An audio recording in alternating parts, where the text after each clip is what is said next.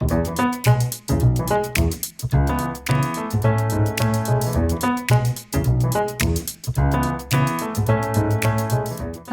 and welcome to the Book Club Review. I'm Laura. I'm Kate, and this is the podcast about book clubs and the books that get people talking. Today, we bring you Bookshelf, an episode dedicated to the books we're each reading outside of book club, the ones we get to pick and choose for ourselves. We're crossing continents today, as we're connecting up not only between London and Vancouver as usual, but we're also joined from New York by our friend and much-loved regular guest, journalist Phil Chafee. And so listen in as Laura reports back on having finally finished Hilary Mantel's French Revolution novel, A Place of Greater Safety. She's also been enraptured by Norwegian Lars Mytting and his book, The Bell and the Lake. Phil has been exploring New York through Chang Rae Lee's novel, Native Speaker, and also found time to catch up with the FT's Business Book of the Year, Chip War, by Chris Miller. As for me, it's Salman Rushdie's latest novel, Victory City, and one of Barack Obama's summer reading picks, The School for Good Mothers by Jessamine Chan. Listen in to hear what we thought of them, plus a few others we couldn't resist adding to the stack. That's all coming up here on the Book Club Review.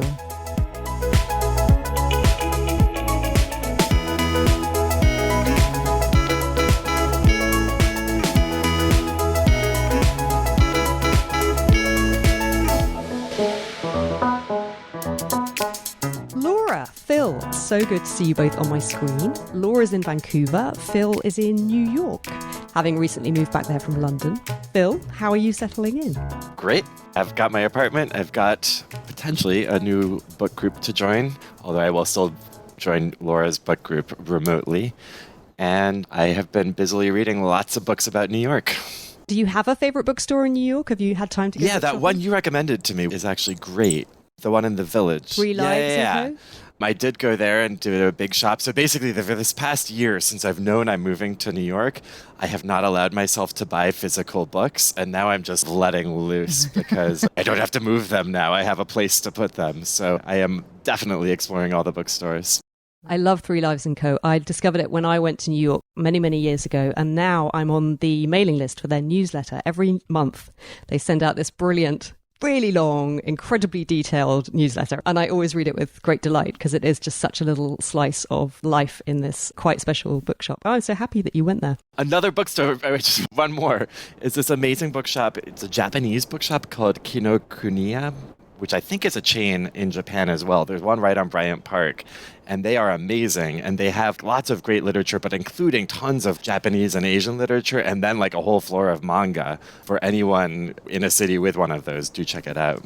Oh, that sounds great too. We have talked, haven't we, Laura, about possibly trying to organise some kind of I was just about to say the same New thing. York meetup. Yeah, midway for all three of us. We're like, you have your apartment. How interesting. I do. How many rooms does it have, Phil? What are you up to in, say, June?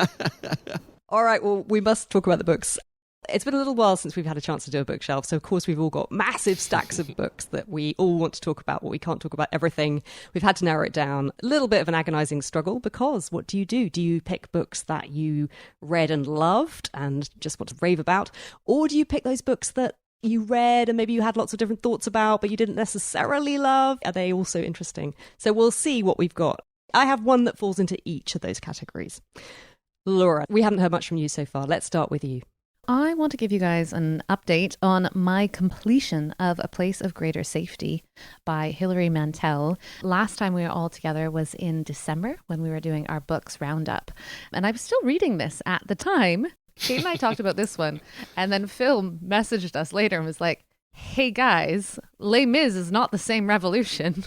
Just a heads up. I was like, different French Revolution. 50 to 60 years later. And we're like, really? Oh, well, that's interesting. A Place of Greater Safety is about the first French Revolution in 1789. I say that, 1789. What this book really impressed on me is that the French Revolution was not an event. It was a process, an ongoing process. There's a phrase that really becomes real towards the end of this book around how the revolution will devour us all. This wouldn't come as any surprise to anyone who knows about the French Revolution. So it's not really a spoiler, but that guillotine really came for everyone. Let's just leave it at that. I was flying back from a work trip with my boss, and she was in the row behind me, and she's a huge reader as well. And I turned around and I was like, they all get their heads chopped off. And she's like, oh, I'm sorry. And I was like, I just didn't see that coming. I mean,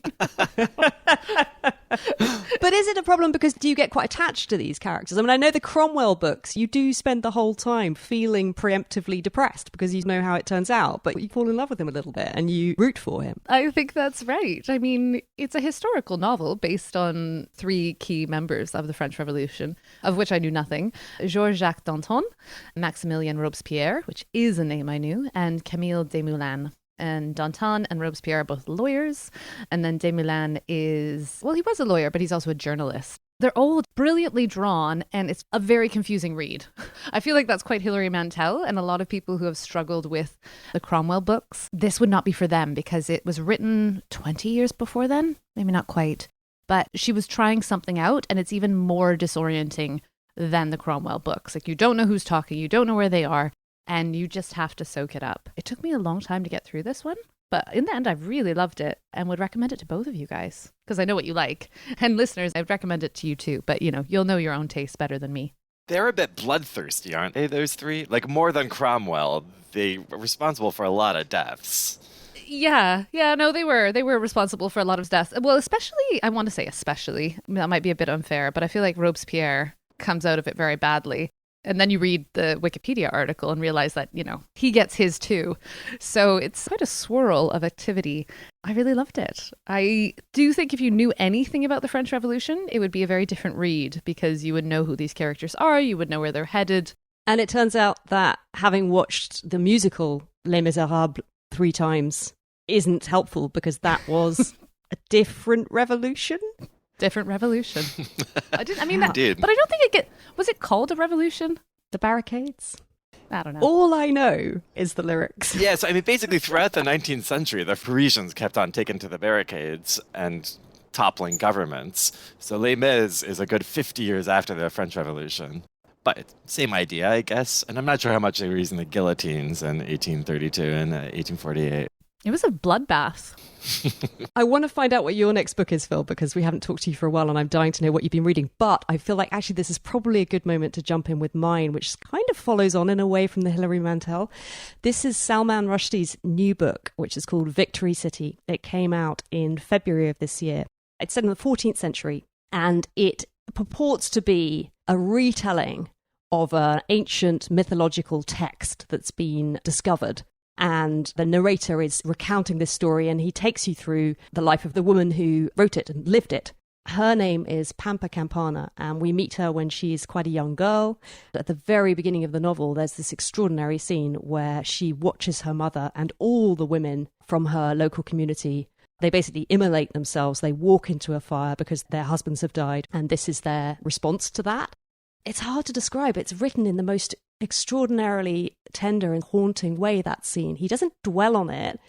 One of the things about this book is because you're reading this tale from the past, you're always at this point of overview. You're never really in it. You're never really living it with any one of the characters. You're always looking at it from a distance. And yet, what's extraordinary about that is the way that he manages to keep you at this remove.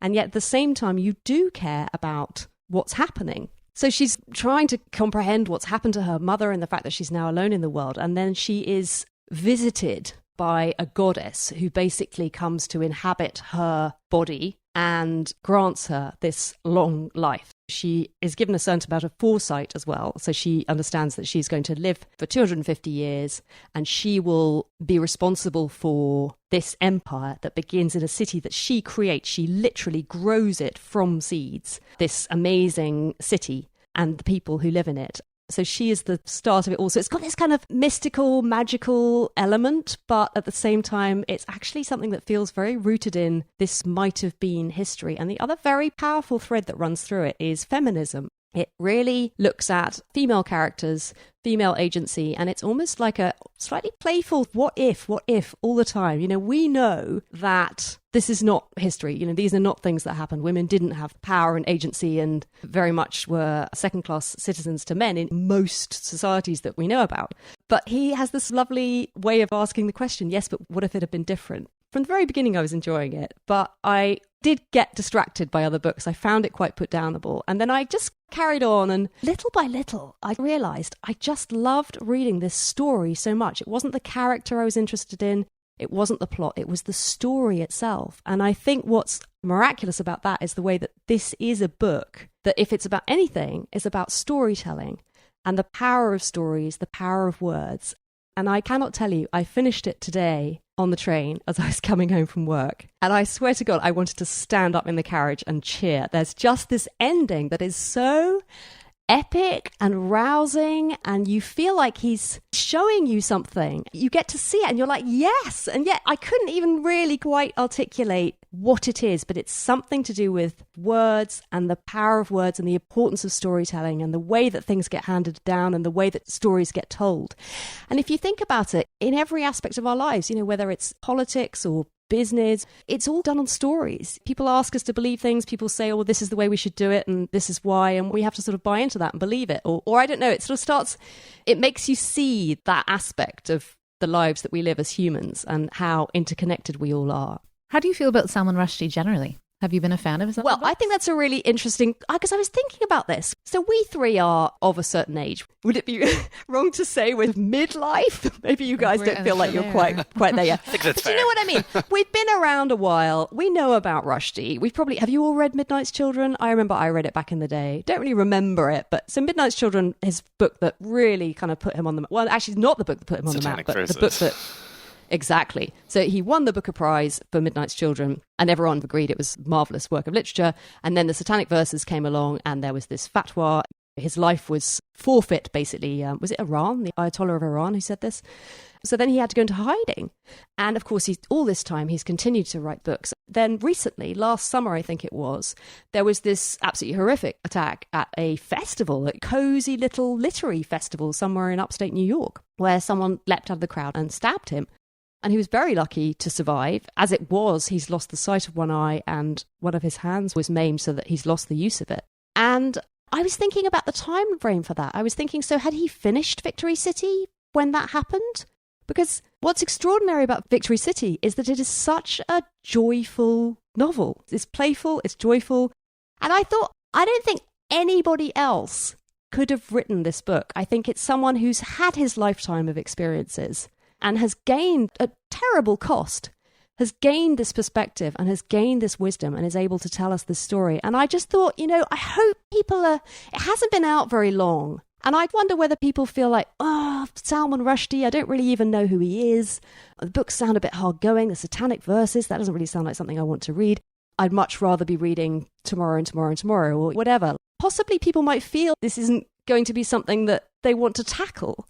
I would just say, you would really be missing out. It's extraordinary that we have this writer and you can just pick up his book and read it. You know, it's right there waiting for you, and it is going to give you something that I can't see how you would get it any other way. It's a book that should be read. It should be discussed. I hope more and more people do get to it. Is this our Because, next book club book, Phil? I mean, I think it would make a great book club I would book. love to read it. I've never really enjoyed Rushdie's novels in the past, partially because I felt that he was performing his ability sometimes. Like it felt performative. Like there was no holding back of his vocabulary or ideas. It was just thrown at you and you're like, oh, okay, yeah, I get it. You're exceptionally bright, exceptionally clever. Yeah. This sounds like a much more mature and intriguing novel. So I would be up for it. I'm glad you've raised it because I don't think I would have picked it up otherwise. Yeah, I've been eager to pick it up, and you have totally sold me on it, Kate. I read Satanic Verses in college, and it blew me away. It was an amazing book. That's another book. Is it good, It's then? fantastic, and that's another book. It's famous it? for sort of the controversy, but I mean, the book itself is just so good. And this is my memory from 20 years ago, but yeah. I was looking at reviews online, and one of the ones I read, someone was saying that there are bits in this that echo apparently a thread in that book, which this person had really loved. So that's interesting. Yeah, it's funny because even now, having read and loved this, I still don't feel like I want to rush off and read the Satanic Verses. So Phil, come on. My first book is, as I said, I've moved back to New York. I love when I travel places or move places to read things from my surroundings. So I was inspired to read Native Speaker by Chang-Rae Lee. This was on last summer. The New York Times had a bunch of authors convened on what are the 25 most important books about New York City, novels about New York City from the past century. And this was the top one that they all agreed on. And it's fantastic. It's from 1995. Chang-Rae Lee is a Korean-American writer. This, I think, was his debut novel, and he's gone on to write a whole bunch. This one in particular, it's sort of, I'm not sure about the page count, but it feels like multiple books within one book. On the surface level, it's this pulpy story about this Korean-American guy from Queens who is basically sort of like a private detective working for this agency of various immigrants who do jobs in their own immigrant communities for nefarious clients. So that has this sort of pulpy noir plot. And then he is working for some client who he has to befriend this other Korean American politician who is rising up and running this mayoral campaign to become the next New York City mayor. Anyway, so there's this pulpy plot, but it's much bigger. And I think what makes it such an amazing New York book and such an amazing book is it dives into race and immigration and all of these issues in such a fresh way, and it feels just as fresh today. It doesn't feel dated at all, basically. But then there's also some very moving stuff about loss, the protagonist's relationship with his wife and their child, and then his parents. Some of the criticisms I've seen online are that it does feel so disparate and so many things thrown in, but to me it worked and it was cohesive. There was a tiny bit, particularly with a pulpy noir plot, a tiny bit of this sort of hyper masculine, heterosexual, macho stuff, which I don't love when writers get into, but it sort of went away, and I think that was only a tiny, tiny proviso. But it's a fantastic book. I love a genre mashup. I feel like anytime someone says, oh, because it's kind of pulpy, but it's also this, I'm like, oh, yes, I want some of that. While Phil was telling us about that book, listeners, Laura and I were both scrolling through this article that he's pinged into the chat, which is the most fascinating looking list of books. So I will put that in the show notes in case you want to have a look too. Laura, how about you then? What's book number 2? Well, I've had a really good run of reads recently, I feel like so far in 2023. And that's probably because I've been in my sweet spot reading historical novels. And I've just been lucky enough that they have been exceptionally good ones. The other book I just finished last week is The Bell in the Lake by Lars Mitting. Some listeners, including you two, will remember that my most recommended book of 2022 was also by Lars Mitting, and that was The 16 Trees of the Somme. I'd held off reading The Bell in the Lake for a little while. Sometimes you want to have, something to the side on your Kindle list where you're like, when I'm in the mood, that's going to really serve it up to me just right. And so it was there, but I hadn't touched it. I finally did a couple weeks ago. It is very different to The 16 Trees of the Somme, which I recommended to so many people because it was such a crowd pleaser. Beautiful writing translated from the Norwegian. A very complex mystery at the heart of the novel. Travel, atmospheric writing, this portrait of this small Norwegian town and the forest all around it and the claustrophobic community that inhabits it. And then this travel of the main character over to the Shetland Islands to try and find his inheritance. But I shouldn't be talking about that, but that one's a great read. An incredibly well-written page-turner. The Bell in the Lake is just as good, but not as accessible. It is a historical novel set in 1890s, again, back in a small Norwegian village. This is 100 years earlier than The 16 Trees of the Somme, so that sense of claustrophobia is even more pronounced because these people have never left. These families have lived there for hundreds of years, and they've had the same farmsteads. The rhythm of their lives has never changed. And it begins with a church service where they're all coming down to their church in the middle of this tiny little hamlet, and it probably is -30 and -40. The church isn't described so much at that moment, but what is described is just that there's no protection from the elements whatsoever. It's quite a shocking moment, but the protagonist, Astrid, she's sitting next to a woman who's been taken in from the community who literally freezes to death beside her during the service. And you're like, oh my goodness. But this sets up the major narrative arc of the story, which is that they have a new pastor who has come to this village to create change. And he plans to replace this church. And listeners, and Kate and Phil, you must immediately Google Stave Church, Stave, because they have a stave church where these incredible wooden churches constructed. Oh my God. Oh my God, right? In the Middle Ages and sometimes earlier. And it was right at the moment where Christianity was replacing Norse mythology. So this church is, in the story, but I think this is true of many stave churches, is covered with pagan imagery and Norse mythology. And so what the pastor has actually done is he sold the church as kind of an architectural oddity to a German gallery architect, a group of people who have come together, and they're going to re-erect it outside of Dresden. He has not consulted the community, incidentally. And so this church, over the course of the novel, is dismantled. And that frame, that massive event for this community, grounds a very intimate story around Astrid and her relationship with the pastor, who's really just in love with her, but he's coming to grips with what that might mean for his future progression and career because she's from a very small community. And in the meantime, he misses his chance because you have this German architect who's come to the community. So there's a love story, as you had in 16 Trees of the Somme, but this is 1890s Norway, so death is always really close by. That's one of the things I loved about this book, as well as this focus on these incredible churches, was that you felt how hard life was back then. And I often think when we read historical novels, you don't always get a sense of that, of how close death was, how close discomfort was, how isolated you were, depending on where you lived in the world. We can be a bit revisionist, I think, sometimes, in how we judge people's behavior when we look back hundreds of years ago. It's really good. There's actually a sequel, which I am not going to pick up right away, because I don't think I'm quite emotionally prepared. So I'll probably keep it in the wings again. I have missed out a massive thread. If you guys are wondering why it's called The Bell in the Lake, is that as well as this incredible wooden church, there are two bells, two sister bells that hang within this church. And they too have been sold off to the Germans. But Astrid, our protagonist, it was her family who donated them to the church hundreds of years ago. And there's a whole family mythology about how they came to be there and how actually in their creation, they've almost bankrupted the family. And so they, hundreds of years later, have never regained that wealth. And anyway, there's so much in this story.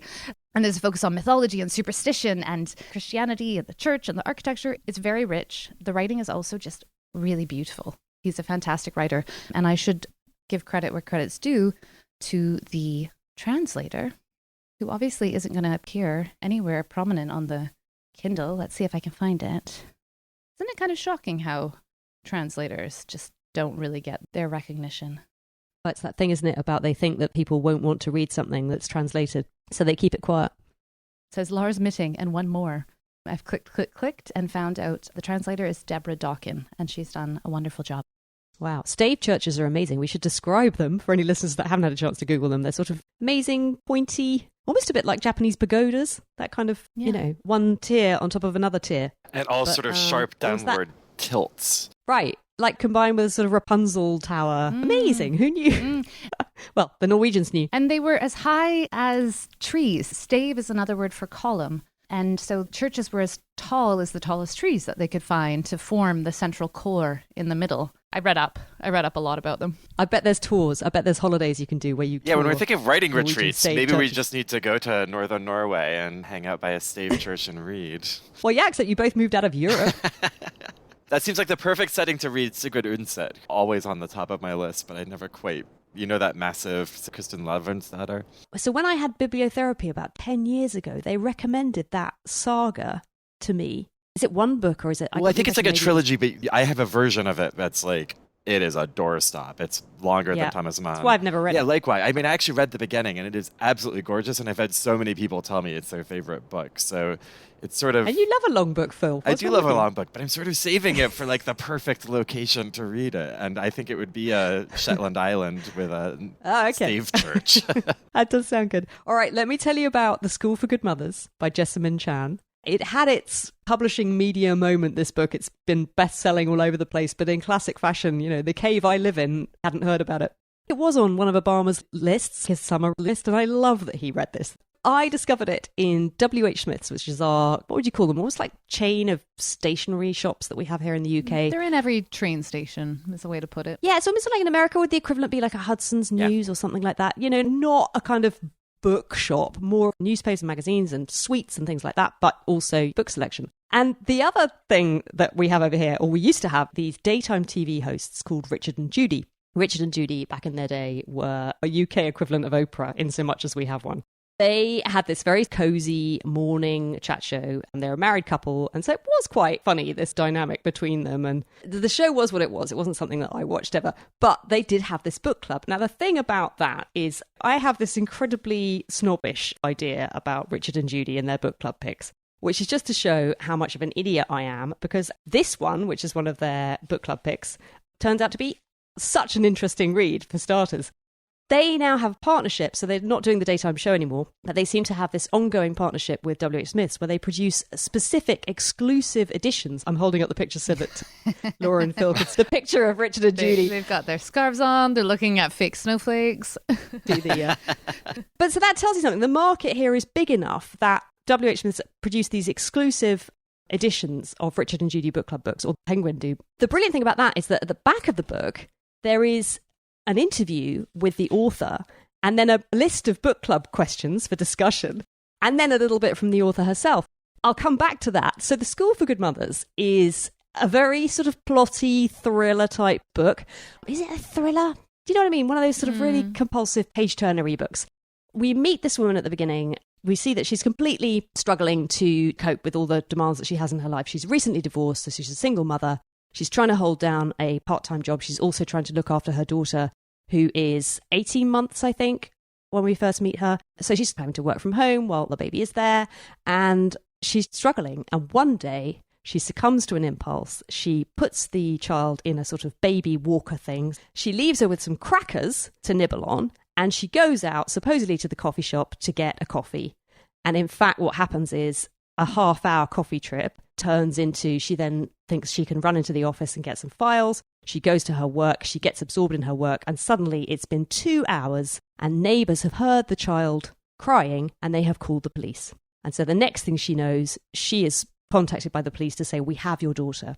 So she rushes to collect her child, and I can't remember if her husband turns up then or not, because he's around, he is involved. He's in the same city, but they are sharing time with the child. She tries to explain. She says, look, this is what's happened. This is a terrible thing that I did, but I made a mistake. And it turns out that that isn't going to get her off the hook. And the hook in this story is that she is then going to be sent off to this school where she will be forced to stay and study for a year to see if she can pass their program of training to assess her fitness to be a mother. So she's sent off to the school. Her daughter's taken away from her. She's taken away from her daughter. They're separated and she's sent off to the school. The daughter is sent to live with the father. And the father's new girlfriend, who is a hilarious sort of Gwyneth Paltrow type wellness nut into healthy foods and yoga size, and is as much of a contrast to our stressed out mum Frida as you can imagine. And so she goes to the school, she and the other mothers who've been sent there. You learn about all the different crimes that these mothers have committed to be sent to this school, which range from things like Frida leaving a child unattended. One mother's son, she had been in another room and the son had gone outside and started wandering down the road, and a neighbour had found the child and brought him back. So in this story, that meant that this mother was then taken off to this school. There are mothers of teenagers. One mother is sent there because apparently she sort of mollycoddles her son. He's a teenager, but she still cuts up his food and brushes his hair in the mornings, and so he makes a complaint about her. He says it's all too much. So there's this real range of so-called crimes that they can commit to be sent to this school. It's sort of the real world, but it isn't. Everything is a bit exaggerated. And in this school, I don't want to... One of the things I loved so much about this book was that I didn't know anything about it. And there is an element of the training program at this school that is very surprising and quite unsettling, which is this almost slightly futuristic element to do with the way that they are trained to be better mothers. What I thought was brilliant about it was I thought the emotional dynamics were so beautifully drawn. her sense of love for her daughter and her sense of loss and agony about being separated from her child and her sense of frustration. And so there's her own particular emotional stew that's going on. But what you also see really brilliantly in this novel is the idea of this system that she is struggling helplessly against. And at every turn, the system kicks in to make things harder. For example, she is allowed a supervised visit with her daughter. But when she goes for the supervised visit, the timing isn't great. The child's just been brought in from a nap, so she's all upset and grumpy anyway. And then she sees her mother, who she hasn't seen for ages. And then the assessor is sitting there in the room saying, okay, play. I want to see you play. And Frida knows that this assessment of how well she is able to play with her daughter is going to determine whether or not she is allowed more supervised time with her child or not. So there's this huge amount riding on it. But it's not a good situation for them to be doing it. It's not the right time. And Frida knows this as a mother. She knows this. So she's torn. She's always torn between trying to do what she has to do to jump through these hoops to achieve these objectives of eventually hopefully being reunited with her child, and the way that the system is stacked against her ever actually managing to do that. Then what's so brilliant about having all this material at the end from the author and from Richard and Judy, because it's a novel that raises so many interesting questions about the almost impossible standards that women are expected to achieve in managing households, in holding down jobs, and in also successfully managing to bring up their children. And I think one of the really interesting things is that the crime that Frida commits is actually a serious one. It's not nothing. Reading it, I felt like, well, why would she do that? I can't imagine ever doing that. You wouldn't ever leave your child. I can imagine, and I'm sorry, everyone, don't be really shocked and horrified, but I can imagine leaving your child if your child was asleep. I can imagine lipping out, thinking, well, maybe I could get away with having a coffee. That fundamentally was a problem for me at the first, because I was like, this is so unrealistic. You would never do that. But I think it's really important that you feel morally ambivalent about Frida. I think it's important that you as a reader feel a little bit judgmental of her, because then very cleverly that ties you into this web of judgment and punishment and almost like retribution that spins out of this one act. And what's brilliant about Jessamine Chan's inspiration for this story was that she was inspired by a story of a young mother who, through some chain of circumstances, ended up doing something that meant that she was considered to be unfit to be a mother, and her child was taken away. And I think Jessamine Chan read that story and felt very troubled by the chain of events and the forces that were around her that led to her being in this situation where she couldn't cope, but that there was no help, and that this was the consequence. That this was the consequence for her, to have her child taken away. It's such an interesting book. The premise makes me anxious. And always has done. When I read about it, the reviews and Obama making it one of his picks, I was like, meh. And your discussion of it doesn't make me want to read it anymore, actually. Oh, but it's such a page turner. You know what I struggle with? 2 in the morning. You know, I mean, just to be critical of a book I haven't even read, but there are real heartbreaking choices that mothers have to make when they are living in poverty. And that sounds like this was her inspiration. Like, you know, how young do you leave your children so that you can go out to work to get food on the table? There are heartbreaking choices being made. Whereas the premise here is she's gone to get a coffee and then she's gone to her job. And so immediately, I know, I hear what you're saying, that we're meant to feel ambivalent. But to your point, I'm like, who would do this? It's a real failure of care.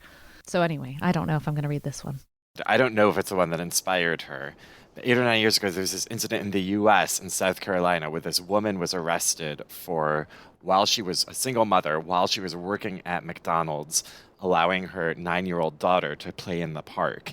And someone went up to the girl and said, "Where's your mother?" And basically the police came and arrested the mother. And this spawned all of these think pieces. But it was an awful story, but it was also a lot about class. And I wonder how much this book brings in class and other issues, Kate. It absolutely does. So It does. Certainly then the range of people that you see in the School of Good Mothers, I thought was a really interesting, and I think that's probably what Obama was interested in as well. You know, it's a really interesting cross-section, and she absolutely is. That's one of the driving themes. She said, a few months earlier, I'd happened to read an article in The New Yorker, "Where is Your Mother?" by journalist Rachel Aviv, about a single mother who left her toddler at home and the consequences of her actions that day. Though I didn't have my notebook with me while reading that article and never expected it to spark this project, something about that mother's story stayed with me. I felt so angry on her behalf and wanted desperately for her to have a second chance. In addition, the clinical way that all the government agents, the social workers, family court judges and lawyers, in that story spoke about parenting reminded me almost of science fiction. Can parental love be measured? Can a mother's maternal instincts be judged in any objective way? What must it be like to have the government take your child away? These questions drove me as I wrote Frida's story. I love this as a book club book. I think you would end up... it's so provocative. For that. And yeah, I mean, in a way, that's what I loved about it as I read it. I was like, oh, this just makes me want to run and have a conversation with someone about this. Great book club book. I feel like Phil's going to come out with something very different now. But I was just going to say quickly, we were having lunch just after I finished this and my daughter banged her knee on the chair and was crying, and I pulled her onto my lap and I said to my mother-in-law, who's also been reading this book, I said, look, I'm administering parental love and comfort hug number 4. Because, you know, in the book, even hugs are graded according to, they have to learn to give like very specific types of comfort, and everything is evaluated and measured. And it's just, it was just, Jessamine Chan is a mother, and so there's a lot of that woven in there as well. She knows what she's talking about. Yeah, loved it. And debut, can I just say, final thing, pretty good for a debut novel, I thought. All right, I feel like Phil is going to have something a bit different to that, just to hazard a guess. My book is the same in as much as it's recent. I was going to talk about Chip War by Chris Miller, which is nonfiction. It actually won the FT Best Business Book last year. Oh my. I feel like this is different for you. I mean, I read this stuff sometimes. This is this amazing book basically about the history of semiconductors and microchips, which is the history of Silicon Valley, but it's also the history of so much of modern history, of the rise in the 50s and 60s and 70s, of the economic rise of Japan and South Korea and Singapore, Taiwan, all of these places built around these industries, and then so much of current geopolitics, the uncertainty over Taiwan, which has something like over a third of the chip-making manufacturing capacity, is at this one plant in Taiwan, which is one reason there's this escalating tension as things ratchet up between the US and China. We read these headlines about Huawei. It sort of goes into all of this. It sounds very high level, and the way I'm describing it, intimidating maybe, but it's not. It's also just like this super compulsive read. It's this academic, but it's filled with these characters starting in the 50s and 60s with the birth of Silicon Valley, but also he'll do a chapter or two on Korea and Taiwan and how they built out their industries.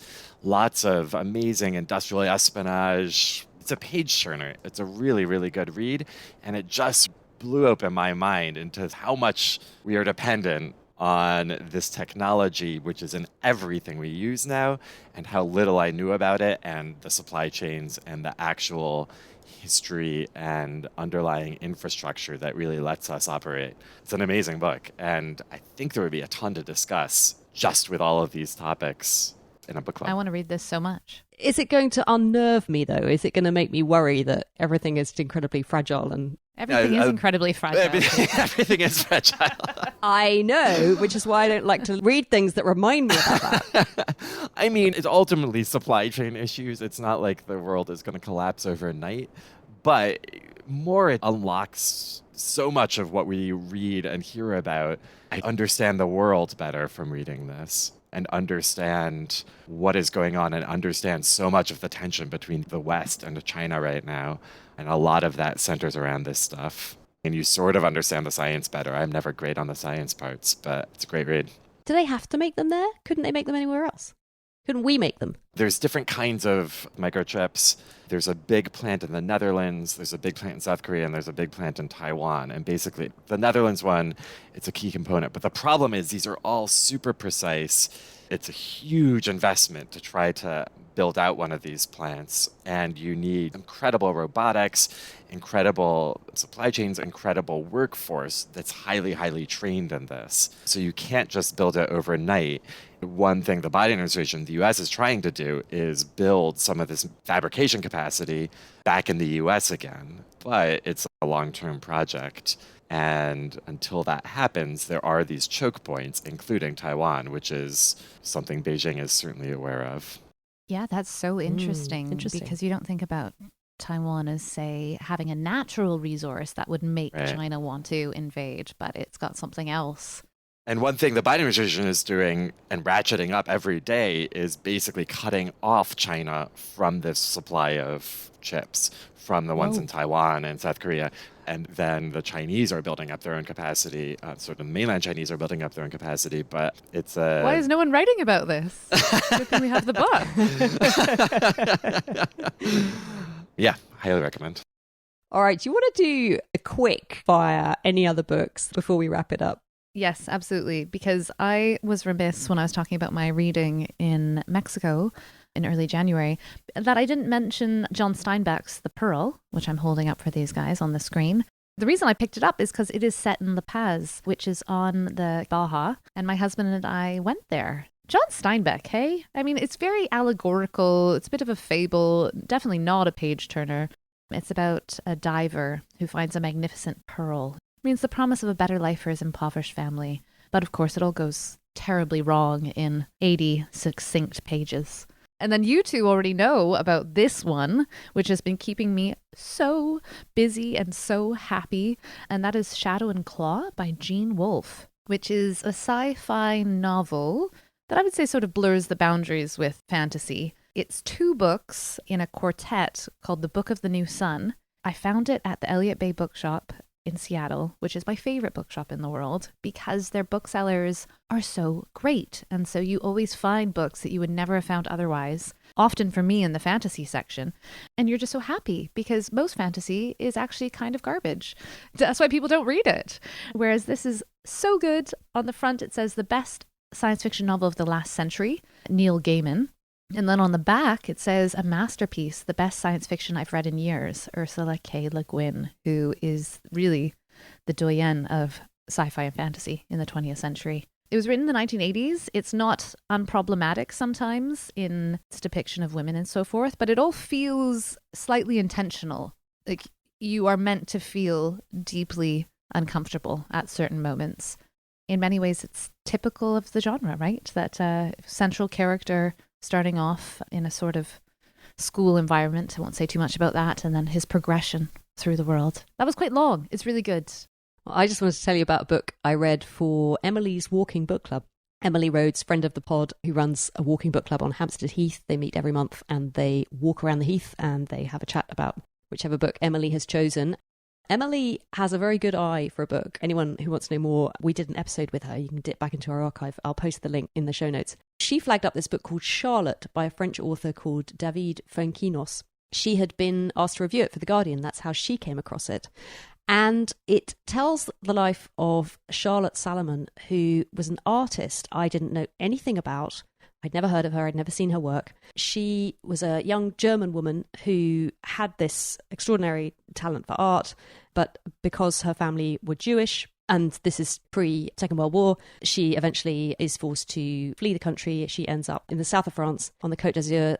It's one of those books where it is a sad story and you sort of feel like, oh, you know, Holocaust. It doesn't feel like something you want to rush to read, but this is a book where all of the pleasure comes from the way it is written, and it is a book that is absolutely suffused with light and joy and love. And one of the things that makes it particularly wonderful is that it's got a little bit of the author's own story in there, and he didn't know anything about her either, which made me feel better about the fact that I'd never heard of her. A friend took him to an exhibition of her work, and he stood in this room, and for him it was a moment where he felt like, this is something I've been waiting for my whole life. He just fell in love with her, and he fell in love with her work right there. And then he starts to want to tell her story. So there's a little bit of his journey going to places where she had lived and trying to find any documentation that still exists. He even manages to track down people who are related to people who knew her. So there's a little bit of that in there as well, which I think is another layer to it that I really, really enjoyed. It is just wonderful. And it's the kind of book that you sit and you read in a couple of hours on a Sunday afternoon, you know, a cup of tea cooling at your side. I was so happy to have read it, and I love that I keep recommending it to people, and people I know then who've gone and picked it up have messaged me to say how much they loved it. I don't know anyone who's had a bad word to say about it. It is just wonderful. So that's Charlotte, and it's by David Fuenquinos, a French author. It's translated by Sam Taylor, who also translates Leila Slimani's work. The book I'm in the middle of, I'm only like a third of the way through, so I can't be comprehensive in my review, but this book, Roses in the Mouth of a Lion by Bushra Rahman, who is this Pakistani-American writer. This was not on my radar. It came out last year and got tons of hype here, I guess, in the US. I had not even heard of it coming from London, but then my aunt recommended it to me. She'd read it with her book group, and then it's had tons of hype, and it's amazing. It's a coming-of-age novel about this young Pakistani woman, girl initially, growing up in Corona in Eastern Queens in New York. It's just the most vivid, beautiful representations of the neighborhood and her shenanigans and adventures. It's set in the mid-'80s initially, and it reminds me a bit of just, I don't know if you remember that first season of Stranger Things where you just like soaked in this 80s vibe. It brings you back to this amazing time and place. She's growing up alongside these Korean and Dominican friends and other immigrant communities. I gather as this goes on, she goes to high school and she starts to come out as queer, and I don't know where it's going to go, but it's a delight to read so far. Oh, amazing. Yeah, I hadn't heard of that at all. Yeah, that sounds great. I don't know if that's come out here in the UK. I'm looking it up and I'm only getting US sites, so I'm guessing something that's going to be coming out here before too long. Ooh, interesting. We got the heads up on something there then. It has been so lovely catching up with you both. It's been so nice to do this. Phil, so nice to hear your voice again. Laura, I'm going to be seeing you soon. Kate is coming to Vancouver, folks. I'm going to start making reservations and plotting out itineraries, and no, it won't be that full on. My list of things that I'm thinking we might do while I'm out there, like, well, we could record this, and we could do this, and we could go and talk to this stuff. It's getting so long. No, basically not going to have a second the whole time that I'm there. Listeners, it is funny, just as a small anecdote, I said to Kate, I was like, well, what do you want to do when you're here? Should we go up into the mountains? Should we go hiking? It's Vancouver. It's all on our doorstep. And Kate was like, oh, I don't really want to do any of that. Like, I just want to hang out with you indoors and talk about books. I was like, oh, okay, well, we could definitely do that. Well, I have been to Vancouver as well. At the risk of people feeling shocked at how incurious about the world is, I have visited. It's not my first time in Vancouver, guys. But yeah, no, can't wait. It's going to be really fun. Okay, all right. Thanks so much, both of you. And listeners, will be back with a book club, hopefully also with Phil, where we're going to be talking about Free by Leah Ippey and The Snowball by Bridget Brophy, I think is your other one, isn't it? Yeah. Can't wait to hear what the book club's made of those. Coming soon. That's nearly it for this episode. Books mentioned were A Place of Greater Safety by Hilary Mantel, Victory City by Salman Rushdie, Native Speaker by Chang Ray Lee, The Bell and the Lake by Lars Mitting, Chip War by Chris Miller, The School for Good Mothers by Jessamine Chan, The Pearl by John Steinbeck, Shadow and Claw by Jean Wolfe, Charlotte by David Venkinos, and Roses in the Mouth of a Lion by Bushra Rehman. Coming up on the pod, we're going to be diving into Free by Leah Ippey, her memoir of her childhood in communist Albania, and what happened once the Iron Curtain came down. It made last year's Baillie Gifford Prize shortlist, and both our book clubs were keen to read it, so listen in to find out what they thought.